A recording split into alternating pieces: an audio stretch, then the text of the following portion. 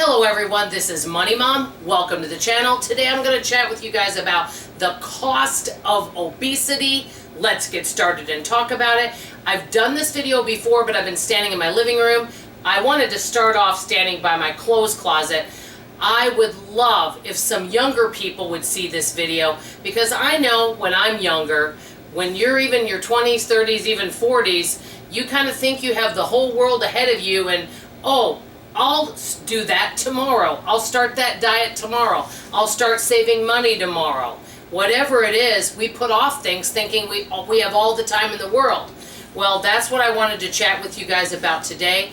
Now, before starting, just to let you guys know, I am not beating myself up.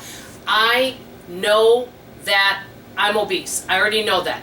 I love myself. I think I have a lot to offer, but I have made some mistakes. I can't go back and change it, but I'm looking forward to the positive changes I am in the process of making, and I'm looking forward to a bright future, and I am hoping that I've learned from my past mistakes, and maybe I can encourage others to maybe make positive changes and positive healthy changes in their life. So, one of the things I wanted to share with how I have wasted money is obviously clothes. Now, some of you that have been with me, you guys know I broke my neck in June and I gained a bunch of weight.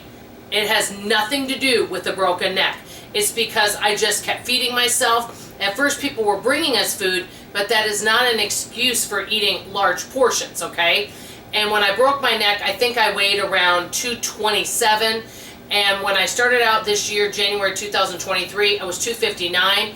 It is January 31st right now when I'm making this video, and I weigh 246 pounds. So yes, I have lost 13 pounds, which is great, but I'm still bigger than I was this summer. Well, because of me breaking my neck and not being able to get shirts over my head because of that neck brace that I wasn't allowed to take off, well, I had to buy a bunch of new clothes.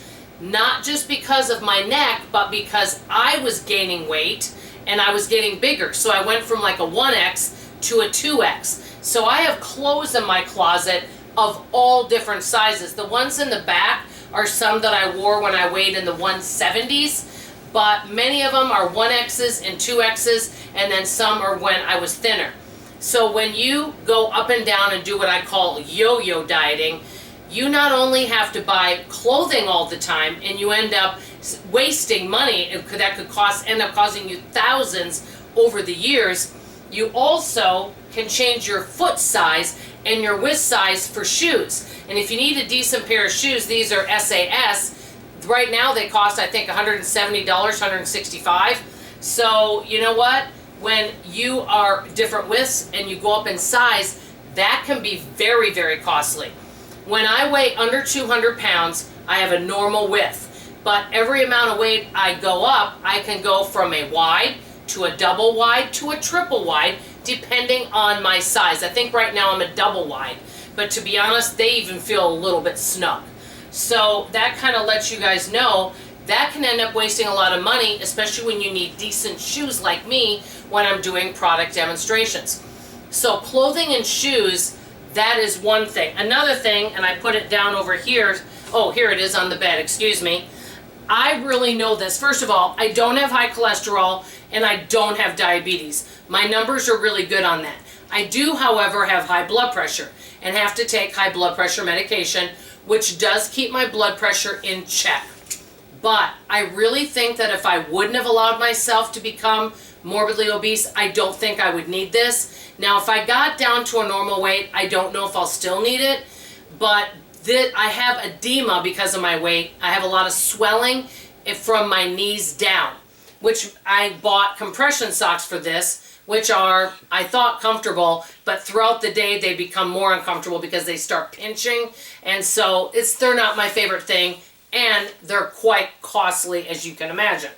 So because of the high blood pressure, a few years ago, before I started YouTube, I had a stroke behind my eye, which I've lost part of my vision in my eye. And at that time, I didn't have health insurance, which was, I know, not smart, but I didn't have it at that moment. So if you don't have health insurance or you don't have good health insurance and you're morbidly obese and you have all sorts of health issues, it could end up costing you quite a bit of money. So those are just a few areas right there. And I really would love, like I said, if young folks would watch this, because it may encourage them, because a lot of times when you're in your 20s and 30s, you may not struggle with the high blood pressure, cholesterol, diabetes, edema, but as you get older, these things do catch up with you. I think many of you would agree. Another thing that it has hurt and cost me a lot is travel.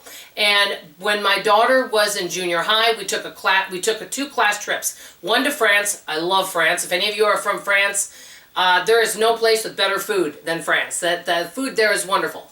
And we went to DC, both lovely trips. But the thing is even though I had lost some weight, because of how enormous I was, I think at that time I weighed in the 250s, I wasn't able to keep up with everyone.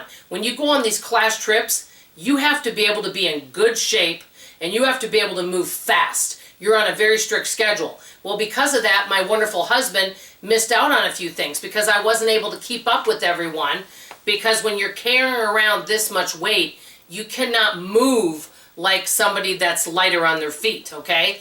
So that hurt some of my travel plans. Also right now, I don't feel like I could travel because I'd probably need several seatbelt extenders, and I don't know if I'd need to buy another seat, but that's not fair to others around me. That's the thing, is a lot of times when we're, overweight, we think it just affects us, but it affects friends and family in different ways too. It also has affected my grocery budget because I overeat, which means I buy more food. Now I'm not doing that. But you know what? If you buy, say, a box of cereal, and let's say it's supposed to last you 10 portions, and you eat it in 3, that means you're buying more boxes of cereal. So it has affected my grocery budget. That's another thing. Also, one thing, now this wouldn't be money, but just because something costs you doesn't have to be money.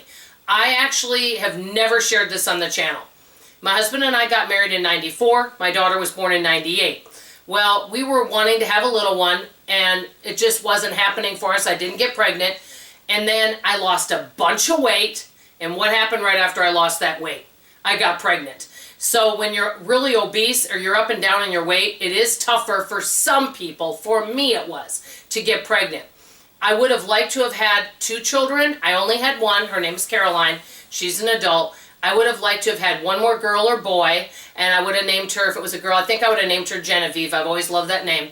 And my husband would, if we had a boy, we would have been David. But we didn't have any more children. And I do think it is partly because of my weight. Now, I don't know that for sure, but I think it has something to do with me being up and down on my weight. And since I've been married, I have actually been on 5 different weight loss programs since I've been married to my husband.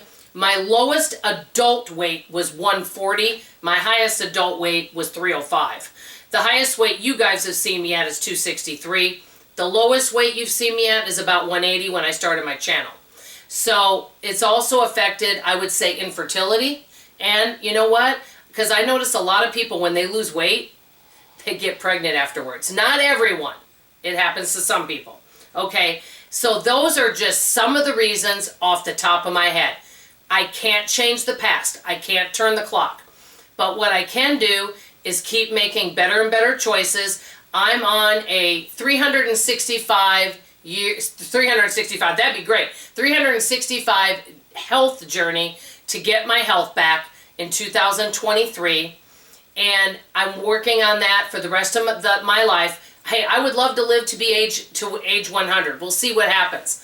But I'm working on doing things every single day to improve my health in all areas of my life.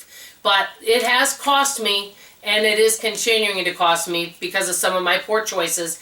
And I'm hoping that somebody can feel encouraged in this video to make really good choices for them so that they live a healthy and wealthy life. That's all I say for now. I love you, I appreciate you, and I hope to see you on tomorrow morning's video. Bye-bye.